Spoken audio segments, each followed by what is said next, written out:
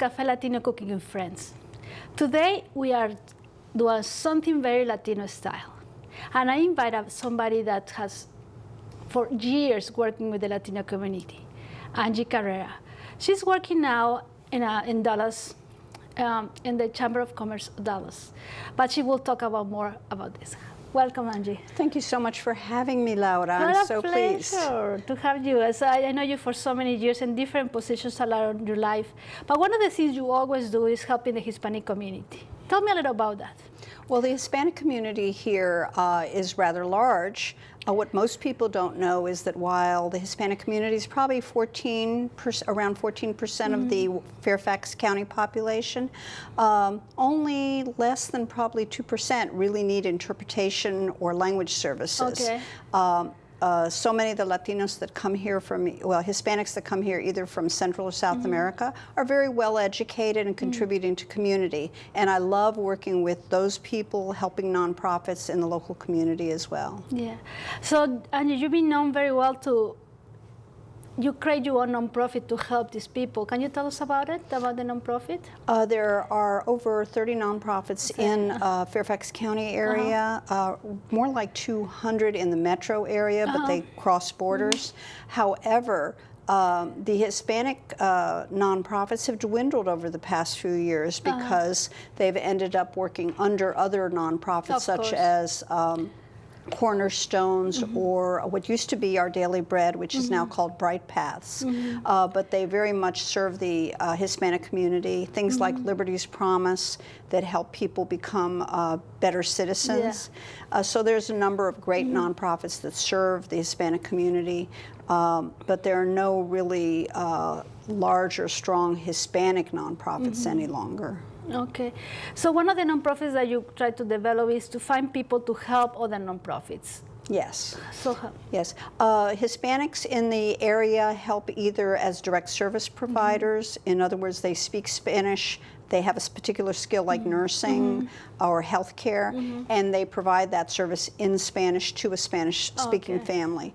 Others serve as interpreters. The best program in the area is my own personal favorite, I have to admit, is the volunteer interpreter program in juvenile and domestic relations court.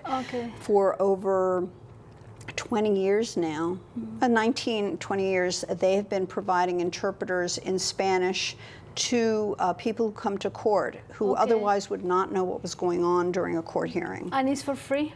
And the service is free. It's all done by volunteers. The court is smart and generous in knowing that they really serve the entire community better when they provide interpreters for civil cases. Now, in criminal cases, the state provides an interpreter. So I have a question for you. You are Hispanic, but I think you born here. Tell me a little. No. I came here as a toddler. And so I have no accent, which kills me. However, I love hearing other people's accents, but I've been here I was raised in Washington, but I've been in the Virginia side of the world for almost all my adulthood. Oh, okay. So, and you're from Mexico. Yes. Yes, and I met some really wonderful people from your country who provide so much care. Yes, so it's really fun. So I've been doing this show, I've been doing radio for many years, and I decided to do a cooking show. And my idea of this cooking show is to invite people who maybe like to cook or maybe want to share with me one of the recipes. You know? Oh, that's wonderful. I have to tell you, I have the same experience you had. Our kitchen is always a place where people talk and share what's gone on in the day, what's going on with family, and sometimes the really good secret recipes. I know. One of the things in Mexico, my mother used to be an excellent chef, to say, home chef, to say. She used to teach cooking in middle school, in secundaria, no? So it's really, but the recipe that I wanted to share is going to be in the webpage cafelatinotv.com. It's really complex, but I will put all the ingredients there, and you can see. The recipe I want to share with you is called pan de muerto. And what happened is, the Dia de los Muertos is a very big tradition in Mexico, where the people cook food for the people who are dead. And they do the altars, so they put food, but especially the pan de muerto, they put it over there. The pan de muerto requires time And it's really kind of easy to do, but it requires around 2 hours to do it. So I just want to give you the instructions. But before that, I want to tell you a little more about the Dia de Muertos. What happened is, when the people die, we write like a poetry. And it's just for fun. It's things that you do for fun. And so Diego Rivera, you know Diego Rivera is a famous muralist. So I will read it in Spanish, and maybe you can help me to translate it. Calaveras is a funny way to say things about the death. So a Diego Rivera, este pintor eminente, this permanent painter, cultivador del feicismo. So he cultivates ugly. The ugliness. The ugliness. Ah, okay. He got dead immediately. Se murió inmediatamente. Cuando se pintó a sí mismo. And when he painted himself that way. Yeah. So what an interesting concept. He painted himself because he was not an attractive man. No, he was ugly. And then he died. So it's called calaveras. It's just a funny way to express things about. So it's called calaveras, and everything was done in this kind of feature different Those ways. are lovely, by the way. So I can.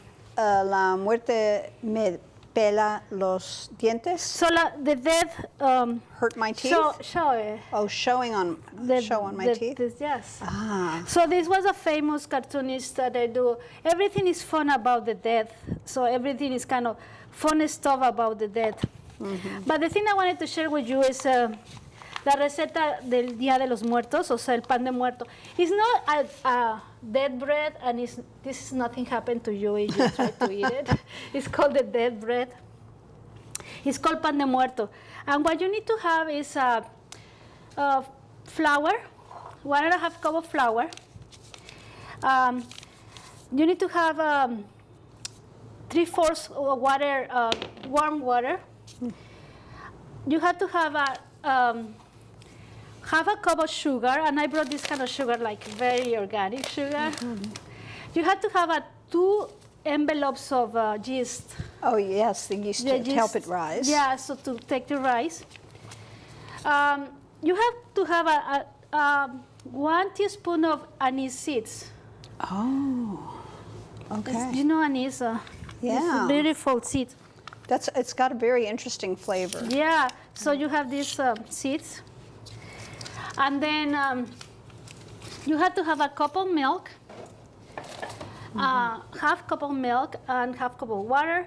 You have to have butter, and I brought this 58% of oil. It's not so fancy. You have to have 4 eggs, so 4 eggs. Okay. And 4.5 cups of flour. So the tricky thing is here, you have to mix all these ingredients, put it together with 4 cups of flour. So you put it all the mix here and mix all these ingredients, and ingredients will be in the webpage. And in a small pan like here, you just have to put milk, water, and butter. And then what you do, this is for the yeast. So you put water, butter, and then you put the yeast to mix. So you mix it a little with water. Then you have to mix the eggs. You put the eggs here. And then you put the eggs, and you begin to mix it with the flour very slowly. Very, very slowly. Right. Slowly, put it all together. Then you let the mix rest, so to grow almost double. Do you know if you cover it usually? My mom used to put it in the refrigerator with a piece of cloth. Oh, okay. You know the cloth that you use, it's like cheesecloth? Yeah. When the baby born used to be. Yes, it's like pañala, like a diaper. Yeah, very light. Yeah. Very light, so you cover until it's double. Once you push the dough down, you cannot reshape it. And the secret here is, so you reshape it, you dough, and you put in the, let me see this. So you put it here, you dough, and the secret of this forms is like a bones. So you look at tear a little forms and a dough, and then you put it in the oven for 40 minutes. Wow, okay. It's just really, really something. Now, do you sprinkle And then sweetener on once top? it's coming out the when oven, it comes out.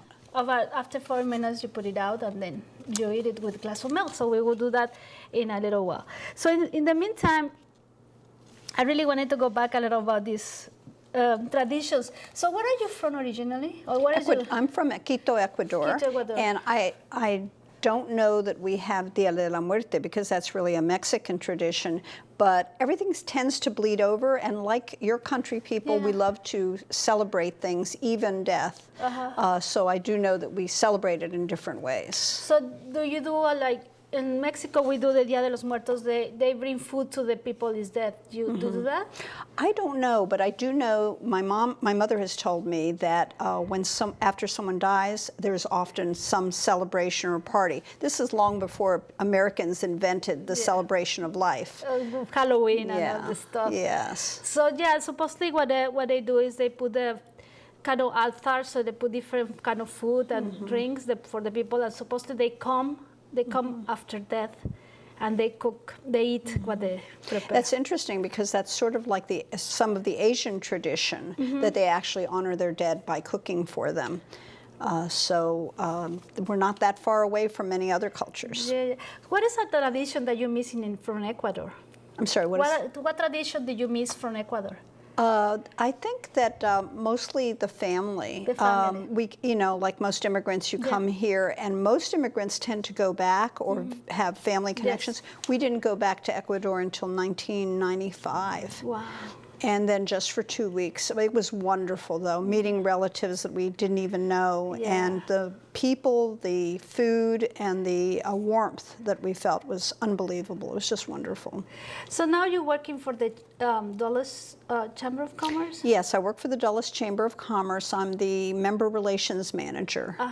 And I love working there. Even though it's only part-time, I feel like I found my after retirement home. Okay. So before that, where are you working? I was working for Fairfax County government for almost just 22 years. Okay. And believe me, I didn't think I was going to be there that long, but it was a wonderful, wonderful What did you do there? 2 decades. I began by running a mentor program for court-involved children, teenagers mostly. And then I got asked to run the volunteer interpreter program, so I got to create it and run it. And then I handed it off to a wonderful woman who ran it for me for many, many years after. She just left. Oh, wow. So I'm sure they're finding someone new. And then I worked for the county executive as I think the country's first language access coordinator. Oh, wow. And my job was to help our over 12,000 employees learn how to deal with language issues. Somebody would call in and ask for a service and not be able to speak enough English to navigate the system. Yeah.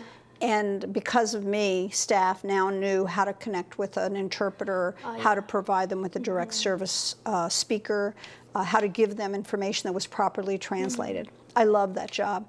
But as things happen, things change, and the job was eliminated because of the budget. And then I went to work for a partnership office, retired, and now I'm at the Dulles Chamber. That's awesome. Long history, but wonderful, wonderful experience. So Angie, we will go take a little break, and we will sit down and enjoy my delicious bread that I I am looking forward to it.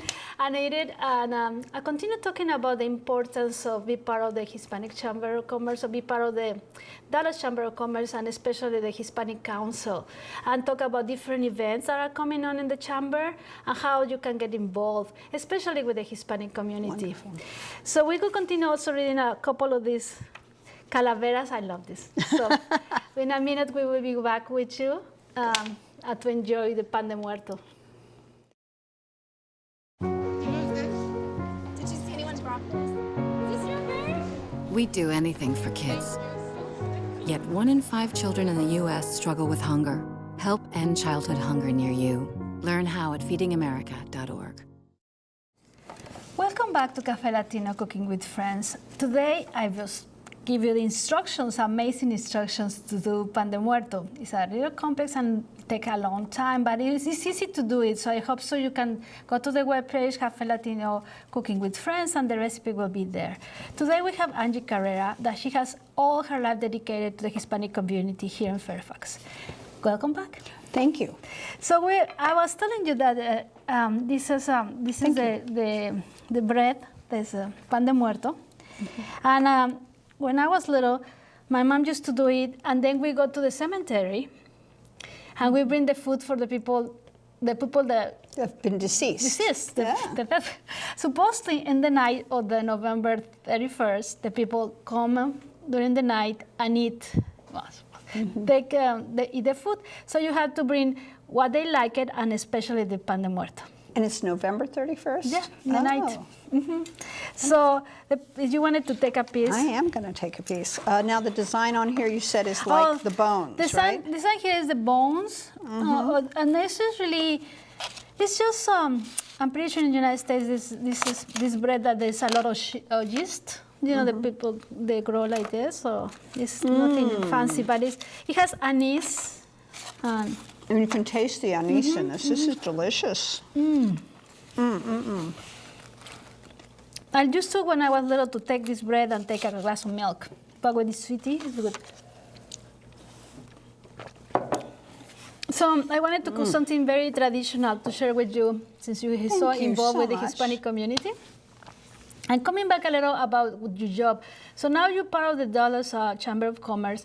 And tell me a little how this Hispanic Council began. Well, many years ago, probably 15 or 16, the Chamber wanted to reach out to the Hispanic community, but wasn't quite sure what it could offer and how it would do that. So it started this very small thing called the Hispanic Business Committee. Which sounded like a good idea, but before you knew it, there were so many Hispanics involved who wanted to know how to have a business in Fairfax County, especially along the Dulles Corridor. The Dulles Corridor, business corridor, basically runs from Tyson's through to where is now the airport. The committee grew, and it actually got turned into a council, so now we're the Hispanic Business Council. Danny Vargas of VARCOM was one of the chairs. I have been a chair. Pat Williams of Graceful Care was the chair. She's an American who really believes in the Hispanic, the benefits of the Hispanic culture here in Fairfax County. We basically wanted to forge deeper ties with members and create a vibrant business community for Hispanics who want to do business in Fairfax County. So they meet each month. Yes. And they have sometimes speakers and sharing about ideas about how to improve business. Yes, we do. We do have speakers come in. They talk about how to grow your business, how to market it, even how to select a team like your CPA, your marketing person, how to create a team that's going to support your business. Mostly small business gets so involved in the day-to-day operations, they forget that we really need help in other areas to keep our business not only just afloat, but actually growing. Okay. So during the year, they have a special event that they do in September. That is, tell me about that event. You're talking about our wonderful, wonderful reception. It's called the Hispanic Business Reception. We are now in our 14th year, and I'm going to hold up the flyer just so you can see how colorful it is. We have various things happen, but this is probably, this I see as the signature event for the Hispanic Business Council's contribution to the Dulles Regional businesses. We have businesses come and rub elbows with other people who can help them in their business. You can be also a sponsor of a reception. This year it's too late. We already have the sponsors, but next year. The most important thing is that you get to talk to people about what you do and help them get connected to you. This year is meet and greet the candidates. You know this is an election year, so we have a number of candidates who are running or are incumbents who are running again, and we hope that you'll come out and meet them. Yeah, so one of the things the Hispanic community, we wanted to give Hispanic community do business with the other people. No? So one of the things that you do and the Dulles Chamber does is a lot of networking, no? Oh, yes. So this will be a great networking Absolutely. event. You want to bring business cards, you want to bring your promotional material, and next year really consider being a sponsor because that gives you a lot of exposure. So every year you have this event, especially this year with election time. Wow. So you bring in different people running for office and talk about the issues for the Hispanic community. Yes, you can talk to any of these candidates. They're not going to be keynote speakers. We want you to be able to look at them face to face and really talk to them. So do you think the networking is important? I wanted to be sure that the Hispanic community that's watching this understand the networking is, I believe in this time, is the most important thing to do to find business. What do you think? I think we're a little afraid of networking because it sounds so not friendly. It's like I'm only talking to you so you can help me. Yeah. But the truth is that networking is really an opportunity to find out what your interests are and how they mesh with mine. And it could be that I run a bakery and you happen to run a distribution place. And we need to talk to help each other. So that's what networking is really about. It's a win-win situation for both parties, and we'll help you get there. So we have a great team in the Hispanic Council. We have two co-chairs. So we have the wonderful, wonderful Casey Chavez, who is just been a brilliant co-chair for the council, and also the amazing Rebecca Mejia. She just got married, so I'm still getting used to her last name. Yeah, Rebecca Mejia now. She's both business people, no? Like. But we have a great team. We have Nuri Mina from Fulton Bank, and we also have Diego Rivera from Cardinal. So you have a combination of people of different areas, from for the nonprofit in the case of Casey, to the insurance, New York Life in the case of. Right, it runs the gamut. We have over 30 nonprofits who are members of the chamber. And because some of them serve the Hispanic community, they're very involved with the Hispanic Business Council. Yeah. So one of the things I noticed last time when I was in the networking event is there are a lot of Hispanic business that don't understand the benefits of being a part of a chamber. Can you tell me one of the benefits? Oh my goodness! Depending on what kind of membership you have, you can run banner ads. You can be a sponsor, for example.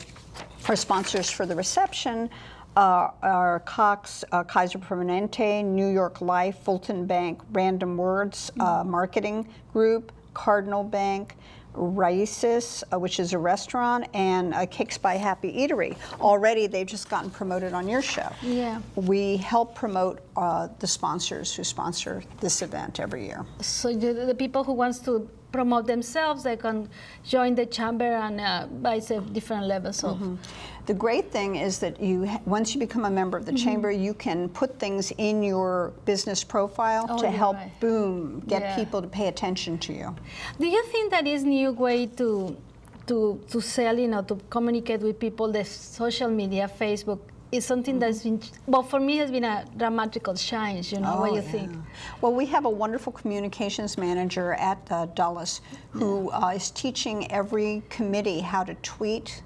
Is that the right word? I want to say Twitter, tweet, and to use social media so that if you go to an event like this, you can send messages out to people and say, hey, I just met this marvelous person from this company, and my company and their company, we're going to do a partnership. So you can let people know what's cooking. So the thing is... and that wasn't a joke, cooking. Cooking, by the way, because cooking. Yeah, well, this is just amazing things that are happening here in the Northern Virginia and Dulles. More Hispanics should join the chamber since we have the Hispanic Council. Not that we can continue. We continue looking for more people, for joining. Yes, you cannot have too large a group. We want to help educate people, but we also want to know about your business. We want to help you let people take advantage of what your product is or what your service is. So come check out the chamber at www.dullesregionalchamber.org, not .com, it's org, O-R-G. So before we leave in, I'm going to come back for a moment. I brought these postcards from Mexico. Oh yes, it's from this is Jose Guadalupe Posada. So in Mexico, they're laughing about the dead. So Jose Guadalupe Posada used to draw in these curious this one's calaveras. By him also. Look at that one. So it's just so interesting how they do these calaveras, so these kind of skeletons. So one of the things here we have Diego Rivera and Frida Kahlo. as you know, Frida Kahlo and Diego Rivera were very known about in the time of the Impressionism and the time